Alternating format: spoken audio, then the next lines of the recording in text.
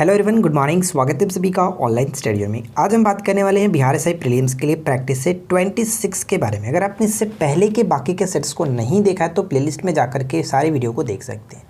इसमें हम लोग 100 क्वेश्चन देखते हैं जो कि बिल्कुल बीपीएससी के पैटर्न पे सारे क्वेश्चंस को अरेंज किया गया है। और साथ ही साथ इसका पीडीएफ आप हमारे इस वीडियो के नीचे डिस्क्रिप्शन के लिंक के थ्रू या फिर आप टेलीग्राम ग्रुप को ज्वाइन कर लीजिए, वहाँ पर भी पीडीएफ प्रोवाइड करा दी जाती है। तो चलिए इस वीडियो को शुरू करते हैं, देखते हैं कितना आप स्कोर कर पाते हैं। तो देखिए फ्रेंड्स, फर्स्ट क्वेश्चन क्या कह रहा है कि निम्नलिखित में से किन स्थानों से मध्य पाषाण काल में पशुपालन के प्रमाण मिलते हैं। पशुपालन के प्रमाण मिलते हैं तो मैं आपको बता दूं कि पशुपालन के प्रमाण 2 स्थानों से मिला था, जैसे कि मध्य प्रदेश के होशंगाबाद में जो आदमगढ़ है वहाँ से, और साथ ही साथ एक राजस्थान के भीलवाड़ा में स्थित बागौर से। तो यहाँ पे करेक्ट आंसर होगा बागौर, ऑप्शन डी को टिक करेंगे। देखिए सेकेंड क्वेश्चन से कि स्लेट और संगमरमर किस प्रकार की चट्टानें हैं। तो ध्यान दीजिएगा फ्रेंड्स, स्लेट और संगमरमर कह सकते हैं कि कयांतरित चट्टानें या फिर रूपांतरित चट्टानें कह सकते हैं। थर्ड क्वेश्चन कह रहा है कि वह कौन सी सबसे बड़ी धारा है जिससे उसके काले पानी के कारण काली जलधारा भी कहा जाता है। जापान में इसको काली जलधारा के नाम से भी जाना जाता है। तो सही आंसर होगा ऑप्शन ए, क्यूरोसियो की जलधारा। अब बात कर लेते हैं कि क्यूरोसियो की जो जलधारा है वो किस प्रकार की जलधारा है, यानी कि गर्म जलधारा है और ठंडी जलधारा है। क्या है तो ये प्रशांत महासागर की गर्म जलधारा है, ध्यान रखिएगा। अगला प्रश्न है कि दिल्ली में पुराना किला के सामने खैरुल मंजिल नामक मदरसा का निर्माण किसने कराया था। खैरुल मंजिल नामक मदरसा का निर्माण किसने कराया था। तो राइट आंसर है महम अनगा, ऑप्शन डी को टिक करेंगे। देखिए नेक्स्ट क्वेश्चन कह रहा है कि निम्नलिखित घटनाओं को हमें काल क्रमानुसार व्यवस्थित करना है। ठीक है, 4 पॉइंट्स दिए गए, चारों को अरेंज करके बताइए कि सही विकल्प क्या होगा। तो चलिए फ्रेंड्स हम एक एक करके देखते हैं। हंटर आयोग की बात करें तो कब था। हंटर आयोग कह सकते हैं 1800 यहाँ पे 81-82, ठीक है 81-82 रखते हैं। और सैंडलर आयोग की बात करें तो सैंडलर आयोग हम कह सकते हैं ये 1917 से था, शिक्षा से संबंधित है सभी के सभी। उड का डिस्पैच जो है, उड की घोषणा पत्र हम ये कह सकते हैं 1854 से संबंधित था। और सार्जेंट आयोग की बात करें तो सार्जेंट आयोग 1944 से था। ठीक है, अब हम करते हैं इसको अरेंज। तो सबसे पहले अगर हम देखें तो तीसरा नंबर आएगा उड का डिस्पैच, यानी कि सी आएगा, सी। उसके बाद क्या है 54 के बाद हम कह सकते हैं 81-82, यानी कि ए आएगा। तो सी के बाद ए, तो सी के बाद ए और सिर्फ ऑप्शन हम देख सकते हैं डी मिल रहा है। तो right answer will be option D. देखिए फ्रेंड्स यहाँ पे मैंने नोट डाउन भी कर दिया ताकि आप स्क्रीनशॉट भी लेकर के समझ सकते हैं। चलिए अगला पॉइंट्स देखते हैं। क्या है कि निम्न गवर्नर जनरलों में से किसने कांग्रेस को अत्यधिक अल्पसंख्यक लोगों का प्रतिनिधित्व करने वाली कहकर उपहास किया था। तो यहाँ पे करेक्ट आंसर लॉर्ड डफरिन। ठीक है, लॉर्ड डफरिन के समय में ही कांग्रेस का गठन हुआ था। ठीक है, भारतीय राष्ट्रीय कांग्रेस 1885 में। निम्नलिखित कथनों में कौन सही नहीं है। तो चारों पॉइंट्स को पढ़िए और बताइए कि कौन सही नहीं है।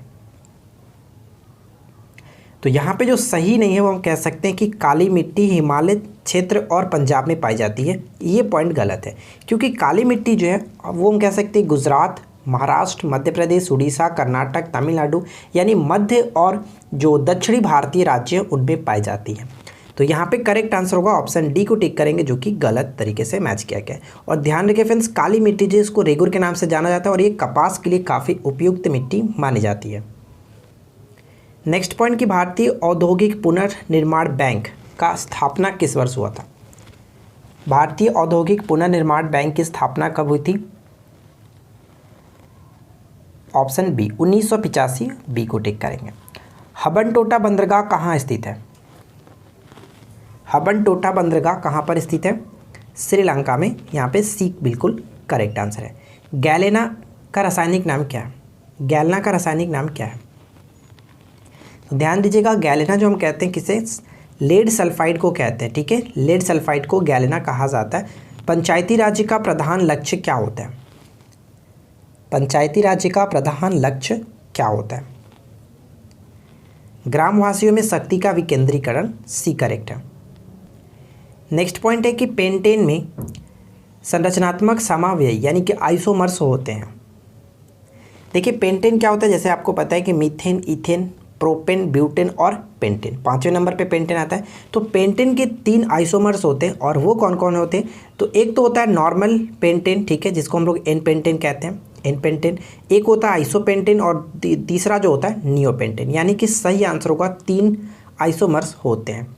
चलिए अगला प्रश्न देखिए क्या है कि ग्लास को क्या कहा जाता है। ग्लास जो है यानी कि कांच को और भी किस नाम से जानते हैं। तो मैंने आपको कई बार बता चुका हूँ कि कांच जो होता है वो अतिशीतित द्रव होता है, यानी कि सुपर कूल्ड लिक्विड होता है। यहाँ पे करेक्ट आंसर है ऑप्शन ए, अतिशीतित द्रव। मेलघाट जो टाइगर रिजर्व है वो किस राज्य में स्थित है। मेलघाट टाइगर रिजर्व किस राज्य में स्थित है। तो ध्यान दीजिएगा दोस्तों कि मेलघाट टाइगर रिजर्व महाराष्ट्र में स्थित है। यहाँ पे डी को टिक करेंगे।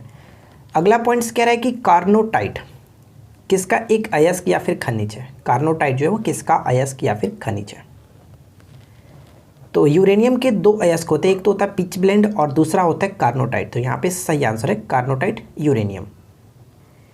नेक्स्ट पॉइंट के अर्थशास्त्र मानता है कि, बताइए क्या होगा सही आंसर। अर्थशास्त्र मानता है कि लोगों की जो इच्छाएं हैं वो असीमित है, लेकिन जो संसाधन है वो सीमित है, ये माना जाता है। यहाँ पे सही आंसर है ऑप्शन ए। ठीक है। लावणी जो है वो एक लोक नृत्य है किस राज्य का। लावणी किस राज्य का एक लोक नृत्य है।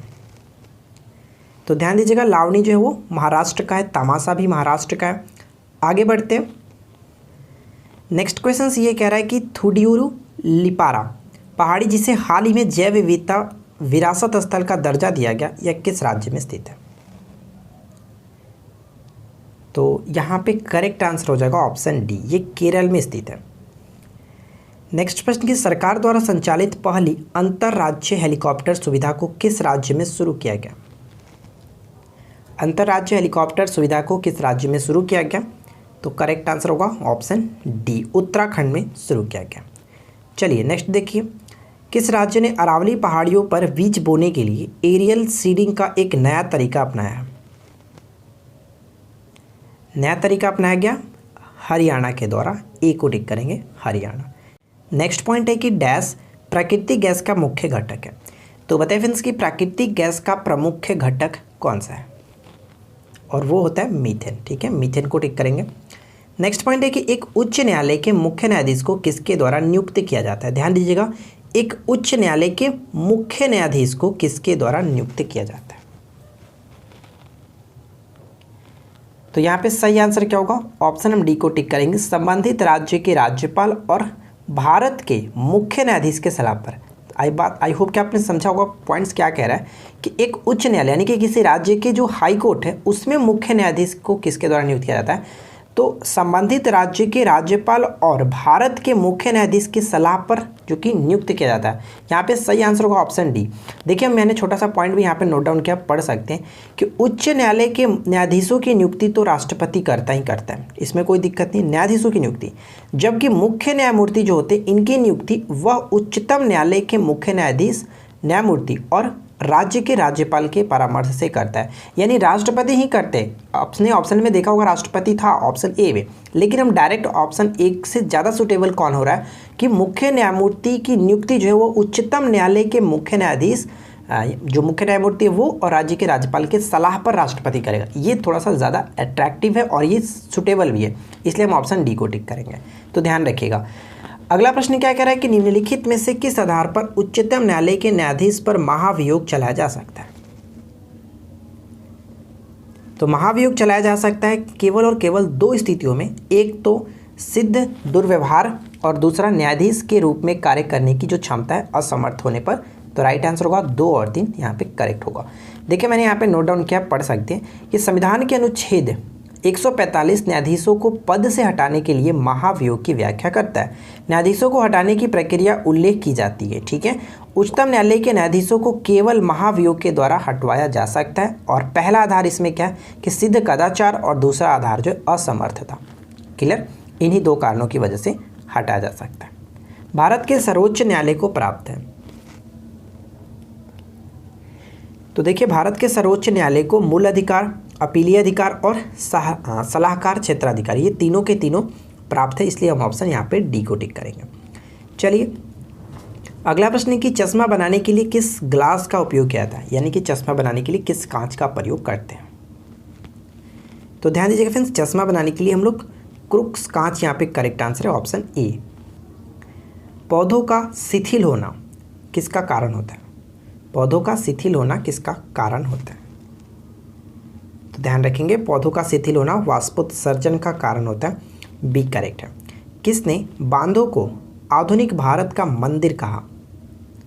किसने बांधों को आधुनिक भारत का मंदिर कहा था? पंडित जवाहरलाल नेहरू ने। अगला प्रश्न कि अयोध्या को सबसे स्वच्छ शहर बनाने के लिए उत्तर प्रदेश सरकार ने किस संस्था के साथ सहयोग किया?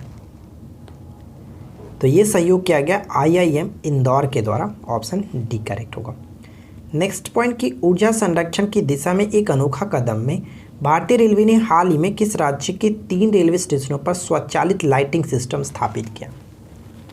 स्वचालित लाइटिंग सिस्टम स्थापित किया। तो सही आंसर होगा ऑप्शन डी मध्य प्रदेश। ठीक है, मध्य प्रदेश करेक्ट आंसर है। अगला प्रश्न कि किस देश ने दियाऊ द्वीपों पर अपना अधिकार जताते हुए कहा कि इस क्षेत्र में कानून प्रवर्तन गतिविधियों का संचालन उनका अधिकार है? तो यहाँ पे करेक्ट आंसर होगा दियाऊ द्वीपों पर अपना अधिकार जताते हुए चीन ने कहा है। ऑप्शन सी करेक्ट है, चीन। परमहंस मंडली द्वारा निम्नलिखित में से कौन से प्राथमिक कार्य किए गए थे? परमहंस मंडली, तो ध्यान दीजिएगा फ्रेंड्स कि परमहंस मंडली का जो प्राथमिक कार्य था वो था जाति के नियमों को तोड़ना, यानी कि सही आंसर है ऑप्शन सी। अगला प्रश्न कि किस यात्री ने मध्यकाल में भारत में प्रचलित डाक प्रणाली का विस्तार से वर्णन किया था? डाक प्रणाली का विस्तार से वर्णन किया था और वो कौन थे? तो इब्न बतूता मोरक्को यात्री था। मोहम्मद बिन तुगलक के समय में ये आए हुए थे। नेक्स्ट क्वेश्चन कि निम्नलिखित में से किसे मुगल सम्राट द्वारा बुरहान उल मुल्क की उपाधि दी गई थी? बुरहान उल मुल्क की उपाधि किसे दी गई थी? तो अवध के जो नवाब थे शहादत Ali Khan. Option A correct है। बिहार के किस शहर में सुलभ इंटरनेशनल ने सबसे सस्ती पेयजल परियोजना सुलभ जल लॉन्च किया? सुलभ जल लॉन्च की गई है कहाँ पे? तो दरभंगा में। सी करेक्ट होगा, दरभंगा। नेक्स्ट पॉइंट है कि नासा के मार्स रोवर का नाम क्या है जिसे हाल ही में लॉन्च किया गया? नासा के मार्स रोवर का नाम है परसेवरेंस। ठीक है, परसेवरेंस ऑप्शन डी करेक्ट है। गैम्बिट शब्द किस खेल से संबंधित है? गैम्बिट शब्द जो किस खेल से संबंधित है? तो इसका संबंध होता है शतरंज से। डी करेक्ट होगा, शतरंज। पढ़ सकते हैं इसके अन्य जो प्रमुख शब्दावली है शतरंज की, जैसे विशप बहुत इंपॉर्टेंट है, पूछा गया। गैम्बिट पूछा था, चेकमेट आपको पता होगा, ग्रैंड मास्टर तो पता होगा, फीडे और नाइट एलो रेटिंग, ये चीज़ें आपको याद रखनी है। अगला प्रश्न बनता है कि संविधान के कौन से अनुच्छेद में यह प्रावधान है कि राज्य नीति निर्देशक तत्वों को न्यायालय में नहीं ले जाया जा सकता? न्यायालय में नहीं ले जाया जा सकता है अनुच्छेद 37, यानी कि करेक्ट आंसर ऑप्शन सी। हाल ही में खबरों में देखा गया कैट क्यू क्या है? बताइए कि कैट क्यू क्या है, हाल ही में खबरों में देखा गया था।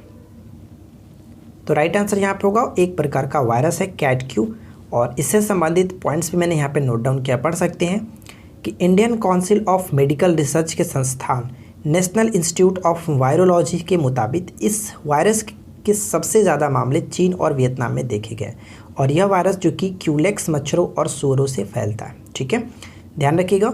आगे बढ़ते हैं। नेक्स्ट पॉइंट कह रहा है कि भारत के किस राज्य की पहली और एकमात्र महिला मुख्यमंत्री रही सैयदा अनवर तैमूर का हाल ही में निधन हो गया? सैयदा अनवरा तैमूर का हाल ही में निधन हो गया, और वो किस राज्य की पहली और एकमात्र महिला मुख्यमंत्री थी?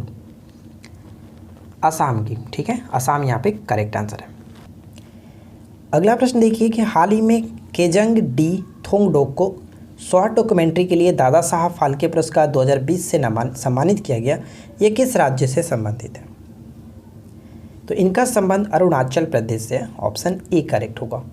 नेक्स्ट क्वेश्चन कि यदि पृथ्वी का द्रव्यमान वही रहे और त्रिज्या 1% कम कर दी जाए तब पृथ्वी के तल पर जी का मान क्या होगा? स्मॉल जी का मान पूछा जा रहा है, यानी कि गुरुत्वीय जो त्वरण है इसका मान क्या होगा? तो इसका मान जो 2% बढ़ जाएगा। ऑप्शन बी करेक्ट है, 2% बढ़ जाएगा। अगर किसी वस्तु को 8 किलोमीटर प्रति सेकेंड के वेग से अंतरिक्ष में फेंका जाए तो क्या होगा? ध्यान से समझिएगा, अगर किसी वस्तु को 8 किलोमीटर प्रति सेकेंड के वेग से अंतरिक्ष में फेंका जाए तो क्या होगा? अपना विकल्प चुनिए, बताइए राइट आंसर क्या है।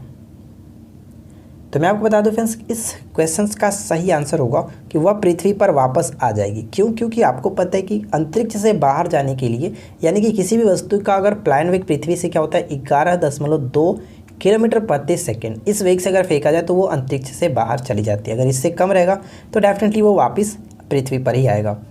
अगला प्रश्न है कि हक ए सर्व अथवा सिंचाई कर लगाने वाला दिल्ली का प्रथम सुल्तान कौन था? देखिए कभी कभी क्या होता है, एक्चुअली ये पूछा जाता है कि हक ए सर्व क्या था, तो एक प्रकार का ये सिंचाई कर था। तो यहाँ पे पूछा गया कि सिंचाई कर लगाने वाला दिल्ली का प्रथम सुल्तान कौन था? तो दिल्ली के प्रथम सुल्तान थे फिरोज तुगलक, यहाँ पे बी करेक्ट है। नेक्स्ट पॉइंट बनता है कि भारत के संविधान निर्मात्री सभा के अध्यक्ष कौन थे? संविधान निर्मात्री सभा के अध्यक्ष doctor Rajendra Prasad, option D correct है। कांग्रेस ने किस वर्ष किसी भी प्रकार के बाह्य हस्तक्षेप के बिना भारतीय जनता द्वारा संविधान के निर्माण की मांग को लेकर के प्रस्ताव पारित किया था? यह प्रस्ताव पारित किया गया था 1936 में, ऑप्शन डी करेक्ट है। संविधान सभा द्वारा स्थापित मौलिक अधिकारों और अल्पसंख्यकों हेतु सलाहकार समिति के अध्यक्ष कौन थे? अल्पसंख्यकों हेतु सलाहकार समिति के अध्यक्ष थे वल्लभ भाई पटेल, ठीक है, सरदार वल्लभ भाई पटेल, डी करेक्ट होगा। भारतीय राष्ट्रीय कांग्रेस के किस अधिवेशन में सर्वप्रथम तिरंगा लहराया गया था? भारतीय राष्ट्रीय कांग्रेस के किस अधिवेशन में सर्वप्रथम तिरंगा लहराया गया था? तो जो लाहौर अधिवेशन हुआ था 1929 में, जिसकी अध्यक्षता जवाहरलाल नेहरू कर रहे थे, इसमें सर्वप्रथम तिरंगा को लहराया गया। रेल मंत्रालय द्वारा भारतीय रेलवे को ग्रीन रेलवे में बदलने का लक्ष्य किस वर्ष तक रखा गया? तो 2030 तक का लक्ष्य रखा गया, यहाँ पे एक करेक्ट आंसर है। नेक्स्ट प्रश्न है कि भारतीय रेल द्वारा भारत का पहला केबल रेल ब्रिज यानी अंजी खर्ड ब्रिज किस स्थान पर बनाया जा रहा है? अंजी खर्ड ब्रिज जो किस स्थान पर बनाया जा रहा है? तो सही आंसर होगा option B, Jammu Kashmir, option B को टिक करेंगे। नेक्स्ट वन है कि बराका परमाणु ऊर्जा संयंत्र जो हाल ही में खबरों में है वो किस देश में स्थित है? तो ये यूएई, संयुक्त अरब अमीरात में स्थित है। चलिए आगे बढ़ते हैं। नेक्स्ट वन है कि डॉक्ट्रिन ऑफ लैब्स यानी कि जो हड़प नीति थी, राज्य हड़प नीति, किसने आरंभ किया था? डॉक्ट्रिन्स ऑफ लैब की स्टार्टिंग की गई थी लॉर्ड डलहौजी के द्वारा और 1848 में स्टार्टिंग किया गया था, जिसका पहला शिकार कौन हुआ था? महाराष्ट्र का सत्तारा। नेक्स्ट वन कि भारतीय संविधान में किसकी सिफारिशों पर मूल कर्तव्यों को शामिल किया गया था? तो मैं आपको कई बार बता चुका हूं कि सरदार स्वर्ण सिंह समिति की अनुशंसा पर 1976 यानी कि 42वें संविधान संशोधन के द्वारा मूल कर्तव्यों को जोड़ा गया था, ठीक है, भाग 4 के क में, और इसका आर्टिकल क्या होता है 51 के क। अगला प्रश्न कि उच्चतम न्यायालय किसके लिए संरक्षक है यानी अभिभावक है? उच्चतम न्यायालय किसके लिए संरक्षक या फिर अभिभावक है? तो राइट आंसर होगा मूल अधिकार। क्लियर, ऑप्शन ए करेक्ट है, मूल अधिकार। मंत्रिपरिषद के सदस्यों को पद की गोपनीयता की शपथ कौन दिलाता है? मंत्रिपरिषद के सदस्यों को पद की गोपनीयता की शपथ कौन दिलाता है? करेक्ट आंसर होगा राष्ट्रपति, ठीक है, राष्ट्रपति यहाँ पे सही आंसर है, आर्टिकल 75 के तहत। निम्नलिखित में से कौन सी हड्डी कान से संबंधित नहीं है? कौन सी हड्डी कान से संबंधित नहीं है? तो इनकस, स्टेपस और मैलेलस ये सभी के सभी कान की हड्डी है, लेकिन फीमर आपको पता है हमारे शरीर की सबसे बड़ी हड्डी है, जिसको हम लोग फीमर के नाम से जानते हैं, जांघ की हड्डी है। भारत में किस राज्य में स्थापित अक्षय ऊर्जा क्षमता उच्चतम है? भारत में किस राज्य में स्थापित अक्षय ऊर्जा क्षमता उच्चतम है? तो डी को टिक करेंगे, कर्नाटक यहाँ पे सही आंसर होगा। नेक्स्ट वन कह रहा है कि निम्नलिखित में से कौन सी संक्रमण धातुओं की एक विशेषता नहीं है? कौन सी संक्रमण धातुओं की विशेषता नहीं है? तो यहाँ पे सही आंसर होगा कि इलेक्ट्रॉन्स प्राप्त करने की जो प्रवृत्ति होती है वो संक्रमण धातु की एक विशेषता नहीं है। अगती द्वीप जो हाल ही में खबरों में है किस राज्य या केंद्र शासित प्रदेश में स्थित है? अगती द्वीप। तो ध्यान दीजिएगा फ्रेंड्स, अगती द्वीप का संबंध लक्षद्वीप से है, ऑप्शन सी करेक्ट है, अगती द्वीप लक्षद्वीप में। विश्व संस्कृत दिवस 2020 कब मनाया गया? विश्व संस्कृत दिवस 2020 कब मनाया गया? तो यहाँ पे करेक्ट होगा 3 अगस्त को मनाया गया। अगला प्रश्न है कि किस राज्य ने ई रक्षा बंधन नामक एक नया ऑनलाइन साइबर जागरूकता कार्यक्रम शुरू किया है? ई रक्षा बंधन नामक एक नया ऑनलाइन साइबर जागरूकता कार्यक्रम लॉन्च किया गया, किसके द्वारा? आंध्र प्रदेश के सरकार के द्वारा, ध्यान रखिएगा। नेक्स्ट वन कि परमाणु में जो प्रोटॉन होते हैं वो रहते हैं, परमाणु में जो प्रोटॉन होते हैं वो कहाँ पे रहते हैं?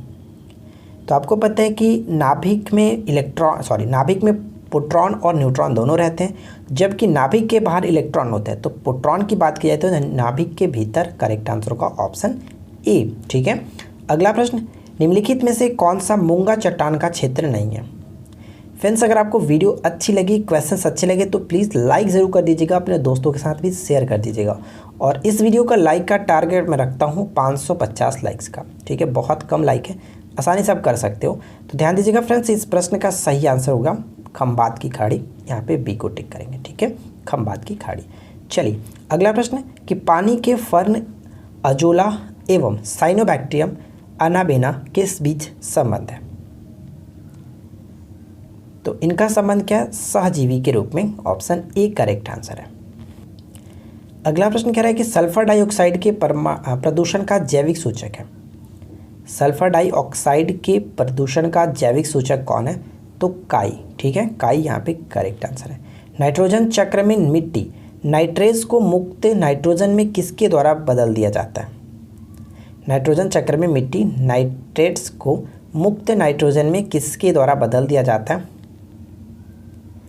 तो इस क्वेश्चन का राइट आंसर होगा डीनाइट्रीफाइंग बैक्टीरिया के द्वारा। ठीक है, डीनाइट्रीफाइंग बैक्टीरिया के द्वारा।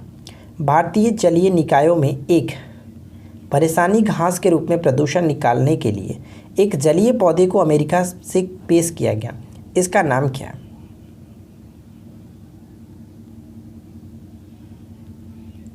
तो राइट आंसर होगा एगियोलपस। ठीक है, एगियोलपस, ऑप्शन बी को टिक करेंगे। देखिए यहाँ पे नेक्स्ट क्वेश्चन कह रहा है कि निम्नलिखित में से कौन सा प्रोटोकॉल उसके मुद्दे से सही सम्मिलित नहीं है, सही संबंधित नहीं है? तो 3 तो बिल्कुल सही है, लेकिन एक गलत तरीके से मैच किया गया, और वो कौन है बताइए। चलिए एक एक करके देखते हैं। 1987 का मॉन्ट्रियल प्रोटोकॉल ओजोन पदार्थ, बिल्कुल सही। 79 का जो बॉन सम्मेलन है वो प्रवासी प्रजातियों से संरक्षण, बिल्कुल सही है। और 1989 का बासेल सम्मेलन है, इसका संबंध किससे था? तो यहाँ पे देखिए जो लिखा गया ये पॉइंट बिल्कुल गलत है।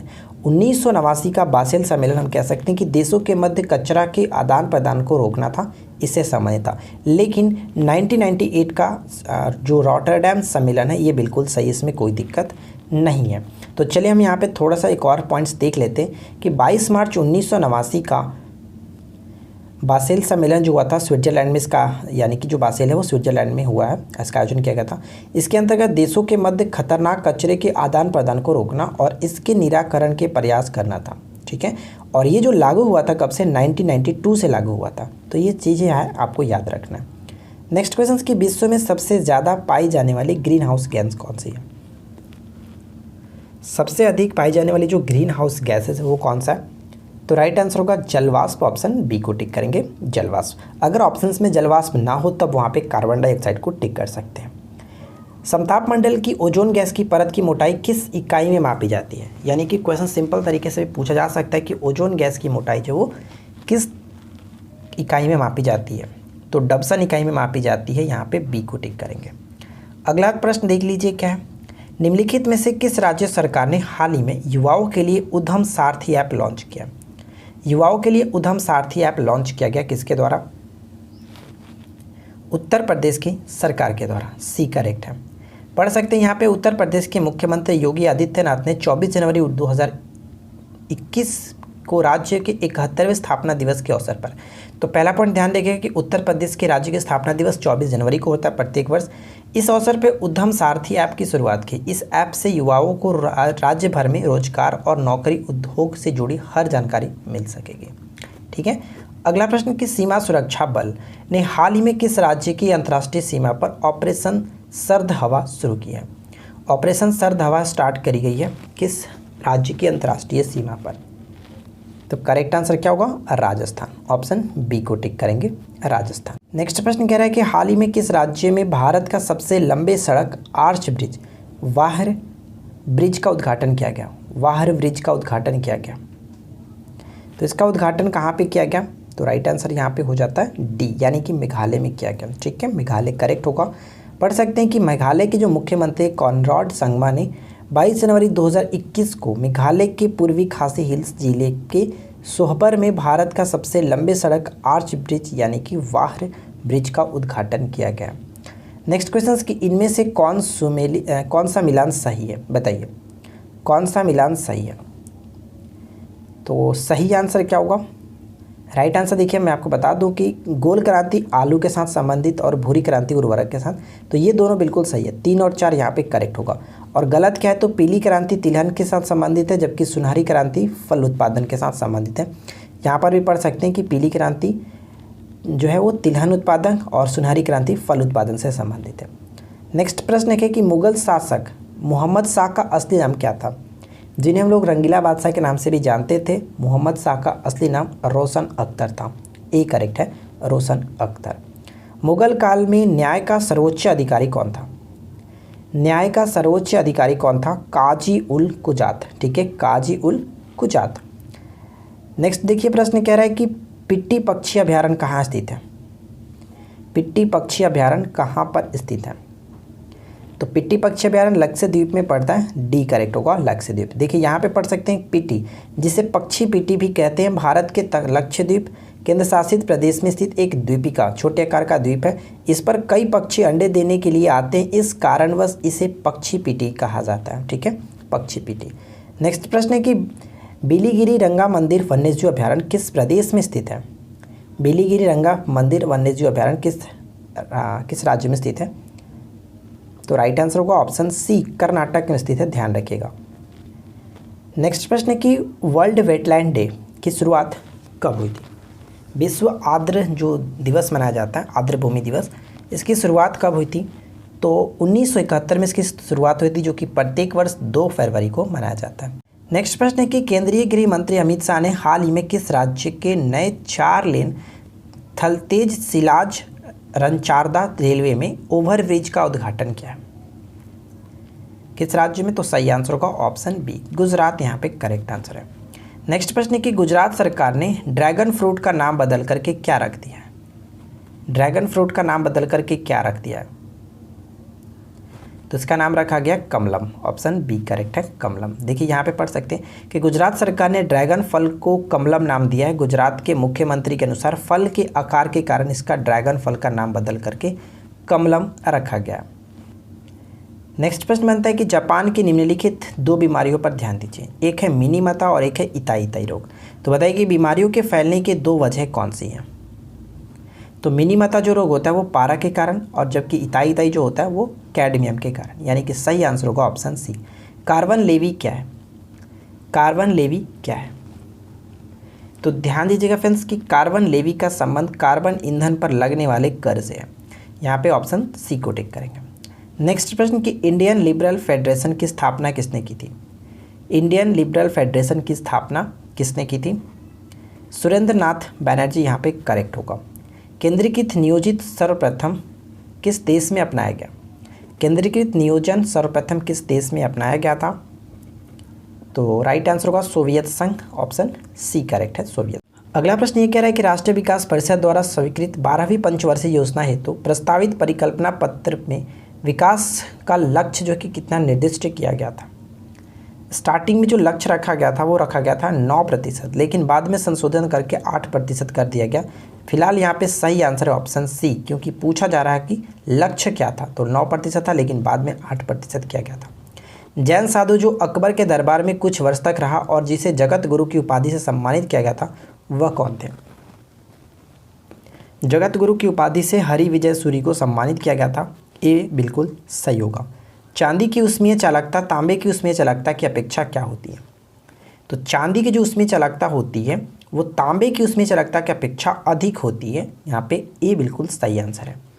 नेक्स्ट प्रश्न कि राज्यसभा के गठन में प्रतिभा, अनुभव एवं सेवा को प्रतिनिधित्व देने में भारतीय संविधान निर्माता निम्नांकित उदाहरण से प्रभावित हुए थे।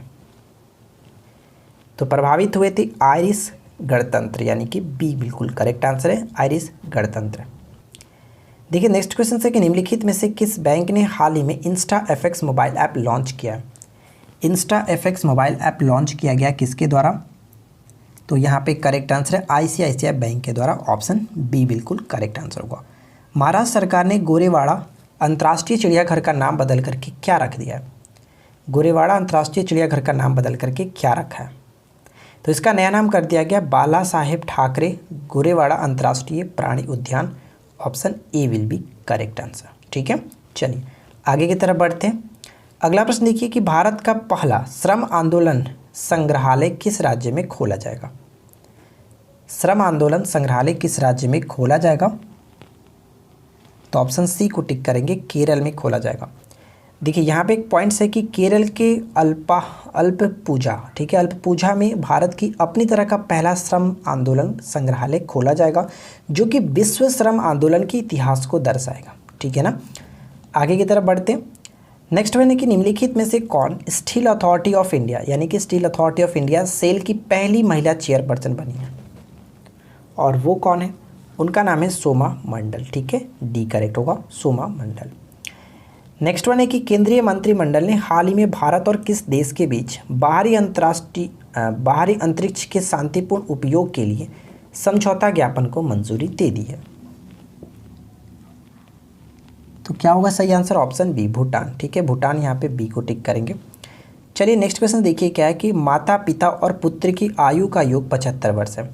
10 वर्ष बाद माता पिता की आयु का योग 90 वर्ष हो जाता है। ठीक है, 90 वर्ष हो जाता है। तो बताइए कि पुत्र की आयु क्या है? बहुत सिंपल सा क्वेश्चन है। अगर हम मदर, फादर और साथ में सन को ले लें तो इन तीनों का यहाँ पे जो एज था वो 75 था।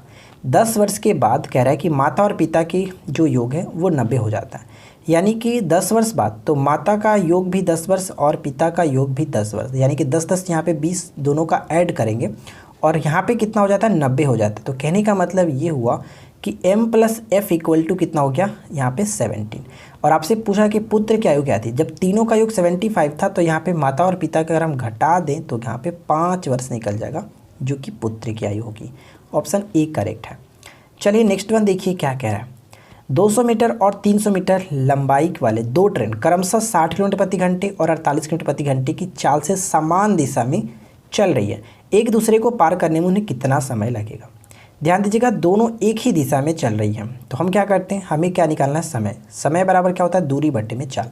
तो दूरी हम क्या करेंगे? दोनों को ऐड कर देंगे, तो 300 और 200 500। ठीक है, 500। अब जब दोनों ट्रेन एक ही दिशा में जा रही है तो उनके सापेक्ष चाल निकालेंगे तो क्या होगा? यानी कि सापेक्ष चाल इन दोनों का घट जाएगा। तो कह सकते हैं कि 60 में से 48 है तो 12 बचेगा। अब 12 किलोमीटर प्रति घंटा है तो हम इसको मीटर प्रति सेकंड में कन्वर्ट कर लेते हैं। 5/18 से मैंने गुना किया तो 18 ऊपर चला गया, कोई दिक्कत नहीं। ये आपका 100 हो गया। अब यहाँ पे 6 दूनी की 12 और 6 तिया 18, इसको 2 से कटाऊंगा 50, 50 तिया 150, यानी 150 क्या हुआ? 150 सेकंड हुआ। तो 150 सेकंड का मतलब कि 2 मिनट 30 सेकंड। सही आंसर है ऑप्शन ए। बात समझ में आई? बहुत सिंपल सा क्वेश्चन था। चलिए आगे बढ़ते हैं। अगला प्रश्न देखिए क्या है कि किसी परीक्षा में 93% विद्यार्थी पास हुए और 259 फेल हुए, तो परीक्षा देने वाले विद्यार्थियों की कुल संख्या कितनी थी? इससे आसान क्वेश्चन तो हो नहीं सकता। कितने फेल हुए? 259, और पास कितने हुए थे? तो 93%। तो कहने का मतलब कि अगर 100% सभी विद्यार्थी थे तो इसमें से 93 अगर पास हो गए तो बस फेल कितने हुए? 7%। और जो फेल हुए हैं उनकी वैल्यू हमारे पास पता है 259, यानी 7% की वैल्यू 259 है। तो 1% की वैल्यू कितनी निकल गई? आप कहेंगे 37%। ठीक है, 37 हो गया, 1 की वैल्यू 37 कटेगा, यहाँ पे प्रतिशत नहीं, 1% की वैल्यू 37 हो गया। तो हमें निकालना क्या? 100%। तो 100 का प्रतिशत यानी कि 100 से गुना होगा। 3700 करेक्ट है, ऑप्शन ए बिल्कुल सही है। चलिए अगला प्रश्न देखिए। एक संख्या को 357 से भाग देने पर 39 प्राप्त होता है। यदि उस संख्या को 17 से भाग दे तो क्या बचेगा? तो कुछ भी नहीं करना है, 17 से आप इसको डिवाइड कर लीजिए। 17 दूनी की 34, 5 शेष बच गया, तो राइट आंसर हो गया ऑप्शन बी 5। कोई दिक्कत नहीं। अगला प्रश्न कि मुगल सम्राट हुमायूं का मकबरा कहाँ है? मुगल सम्राट हुमायूं का मकबरा दिल्ली में स्थित है। ऑप्शन बी करेक्ट होगा, दिल्ली। नेक्स्ट प्रश्न है कि भारत के संविधान का मूल दस्तावेज डैश द्वारा हस्तलिखित किया गया था। ध्यान दीजिएगा, डैश द्वारा हस्तलिखित किया गया था, और वो कौन थे? प्रेम बिहारी नारायण रायजादा। ठीक है, रायजादा, यहाँ पे ऑप्शन सी को टिक करेंगे। चलिए प्रेम बिहारी नारायण आप याद रखिए। अगला प्रश्न कि मार्च 2021 में किस देश ने दिल्ली में ISSF विश्व कप में महिलाओं की 25 मीटर पिस्टल टीम स्पर्धा में स्वर्ण पदक जीता? किस देश ने दिल्ली में? तो भारत ने ही जीता, ऑप्शन डी को टिक करेंगे। तो फ्रेंड्स यहाँ पे 100 क्वेश्चन हम लोगों ने कंप्लीट किया। कमेंट्स करके आप बताइएगा कि आउट ऑफ 100 से आपकी स्कोरिंग क्या रही। वीडियो कैसी लगी कमेंट्स जरूर करें। वीडियो पसंद आई हो तो वीडियो को लाइक कीजिए और जो मैंने लाइक का टारगेट रखा आप उसको कंप्लीट कीजिए। हम मिलते हैं किसी और वीडियो में नेक्स्ट टॉपिक के साथ। Thanks for watching, keep learning, have a good day.